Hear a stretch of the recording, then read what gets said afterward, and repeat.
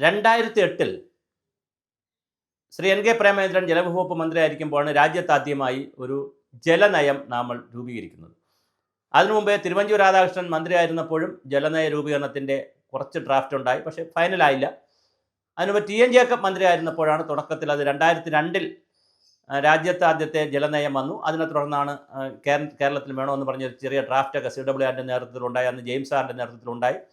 അത് പക്ഷേ ഫലവത്തായില്ല. ആ സമയത്താണ് ഞാൻ ജലവകുപ്പിൽ റെയിൻ സെൻറ്ററിൻ്റെ സ്റ്റേറ്റ് മാനേജറായിട്ട് പോകുന്നത്. ആ സമയത്ത് എനിക്കും കൂടി അതിനൊരു അവസരം കിട്ടി. തിരുവഞ്ചൂരിൻ്റെ സമയത്ത് ചില ഡ്രാഫ്റ്റൊക്കെ ഉണ്ടായെങ്കിലും ഇത് ഫൈനൽ നല്ല രീതിയിൽ വളരെ വ്യക്തമായ രീതിയിലുള്ള ഒരു രേഖ ഉണ്ടാവുകയും അത് ചർച്ച ചെയ്യപ്പെടുന്നത് എൻ കെ പ്രേമചന്ദ്രൻ ജലവകുപ്പ് മന്ത്രിയായിരിക്കുമ്പോൾ. അപ്പോൾ ഞാൻ സ്റ്റേറ്റ് മാനേജറുടെ ചുമതലയുണ്ട്, ഡയറക്ടറുടെ ചുമതലയുണ്ട്. മറ്റൊരു സ്ഥാപനത്തിൻ്റെ ജലവകുപ്പിലെ തന്നെ ഒരു സ്ഥാപനത്തിൻ്റെ ഡയറക്ടറുടെ ചുമതലയുണ്ട്. ആ സമയത്ത് ഞാനായിരുന്നു എൻ്റെ കൺവീനർ. ചെയർമാൻ എന്ന് പറയുന്നത് ഇന്നത്തെ IMG ഡയറക്ടർ ജനറൽ ആയിട്ടുള്ള നേരത്തെ ചീഫ് സെക്രട്ടറി ആയിരുന്ന മലയാള സർവകലാശാല വൈസ് ചാൻസലർക്കായിരുന്ന കെ ജയകുമാർ IAS അവർകളായിരുന്നു അന്നത്തെ ജലവകുപ്പ് അഡീഷണൽ ചീഫ് സെക്രട്ടറി. ഞാനിത് പറയുന്നത് ആ സമയത്ത് VS അച്യുതാനന്ദനാണ് മുഖ്യമന്ത്രി. അപ്പോൾ VS അച്യുതാനന്ദൻ മുഖ്യമന്ത്രി ആയിരുന്നപ്പോൾ അന്ന് ജലനയം കൊണ്ടുവന്നിരുന്നതിൻ്റെ ഭാഗമായി ഒരുപാട് സമ്മേളനങ്ങൾ നടത്തിയിരുന്നു. വളരെ ജനകീയമായിട്ടാണ് അത് കൊണ്ടുവന്നത്. അങ്ങനെ സമ്മേളനം കൊണ്ടുവന്ന് അതിൻ്റെ ഡ്രാഫ്റ്റിൻ്റെ ചർച്ചയ്ക്ക് വേണ്ടി കനകക്കുന്നിൽ വലിയൊരു സമ്മേളനം നടത്തിയിരുന്നു. സംസ്ഥാനത്തെ അതിന് മുമ്പും പിമ്പും അങ്ങനത്തെ സംഭവമില്ല. ഇതുവരെ അങ്ങനെ മുമ്പ് ഒരു കാര്യമില്ല, പിമ്പ് ഇപ്പോഴും സംഭവിച്ചിട്ടില്ല. അതിനുശേഷം ജലനയം പുതുക്കിയിട്ട് പോലുമില്ല. 5 വർഷത്തിലൊക്കെ പുതുക്കേണ്ടതാണ്. 13-ലും 18-ലും 23-ലും ഒക്കെ പുതുക്കേണ്ടതാണ്. ഒന്നും നടന്നിട്ടില്ല.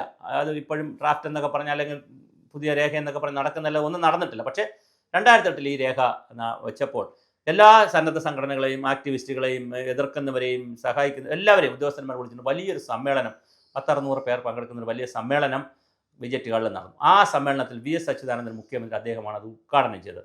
ആ സമ്മേളനത്തിൽ VSന് പ്രസംഗിക്കുവാനുള്ള പ്രസംഗം എഴുതി കൊടുക്കാനൊരു അവസരം എനിക്കുണ്ടായി. അപ്പോൾ സാധാരണ മന്ത്രിമാർക്കുടെ ഓഫീസിൽ നിന്ന് ഇതുപോലത്തെ പരിപാടി നടക്കുമ്പോൾ മന്ത്രിമാരുടെ ഓഫീസിൽ നിന്ന് പ്രസംഗം ചോദിക്കും. അപ്പോൾ ഏത് വകുപ്പാണോ അത് കോർഡിനേറ്റ് ചെയ്യുന്ന വകുപ്പിൽ നിന്നൊരു പ്രസംഗം എഴുതി കൊടുക്കണം. തീർച്ചയായും മന്ത്രി ഓഫീസിൽ PROമാരും ഇതിലൊക്കെ വെറ്റ് ചെയ്യാനും പുതിയത് എഴുതാനും ഒക്കെ ആളുകളുണ്ട്. മുഖ്യമന്ത്രി ഓഫീസിൽ തീർച്ചയായിട്ടും ഉണ്ട്.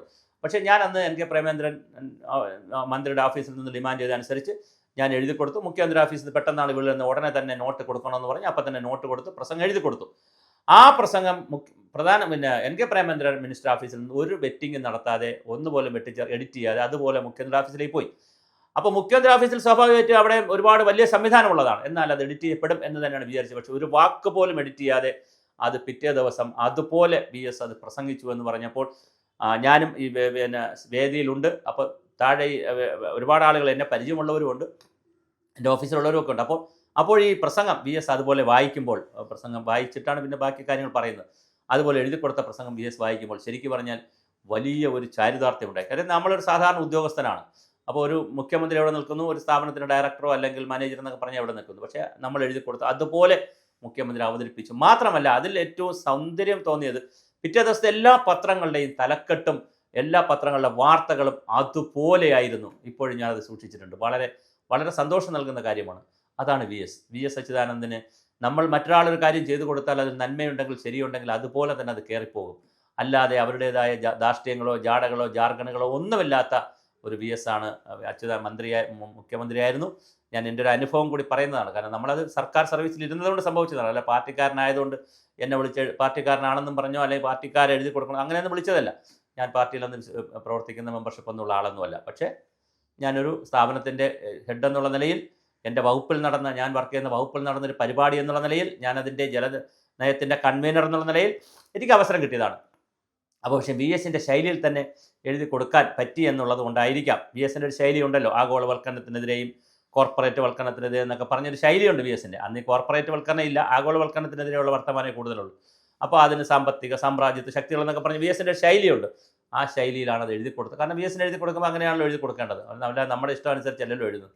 VSൻ്റെ പ്രസംഗമാണല്ലോ, മുഖ്യമന്ത്രിയുടെ പ്രസംഗമാണല്ലോ. പക്ഷേ അത് വളരെ മനോഹരമായി അത് കൃത്യമായി അതുപോലെ തന്നെ VS വായിച്ചു. ഒരു വാക്ക് പോലും മാറ്റിയിട്ടില്ല. അതുപോലെ തന്നെ പത്രത്തിൽ പിറ്റേ ദിവസം അത് പ്രസ് നോട്ടായി കൊടുത്തപ്പോൾ എല്ലാവർക്കും അതുപോലെ എല്ലാ പത്രങ്ങളിലും അത് അടിച്ചു വരികയും ചെയ്തു. വളരെ മനോഹരമായ ഒരു സന്തോഷം നൽകിയ ഒരു നിമിഷമാണ്. ഇങ്ങനെയും ഒരുപാട് കാര്യങ്ങൾ ജീവിതത്തിൽ സംഭവിച്ചിട്ടുണ്ട്. അതുകൊണ്ട് തന്നെ ഇതെല്ലാം നമ്മൾ പഠിക്കേണ്ടതാണ്. തീർച്ചയായിട്ടും നമ്മളൊരു വകുപ്പിലൊക്കെ ജോലി ചെയ്യുമ്പോൾ നമ്മുടെ മന്ത്രിമാരിൽ നിന്നും മുഖ്യമന്ത്രിമാരിൽ നിന്നുമൊക്കെ ഇത്തരത്തിലുള്ള പ്രോത്സാഹനമൊക്കെ കിട്ടുമ്പോൾ വലിയ സന്തോഷമാണ് ഉണ്ടാകുന്നത്. ആ ഒരു അനുഭവം ഞാനിവിടെ പങ്കുവച്ചു എന്ന് മാത്രമേ ഉള്ളൂ. എന്തായാലും VSന് പകരം വെക്കാൻ മറ്റൊരു നേതാവില്ല. അത് രാഷ്ട്രീയത്തിലായാലും ഭരണ സംവിധാനത്തിലായാലും വി എസിന് പകരം വി എസ് മാത്രം.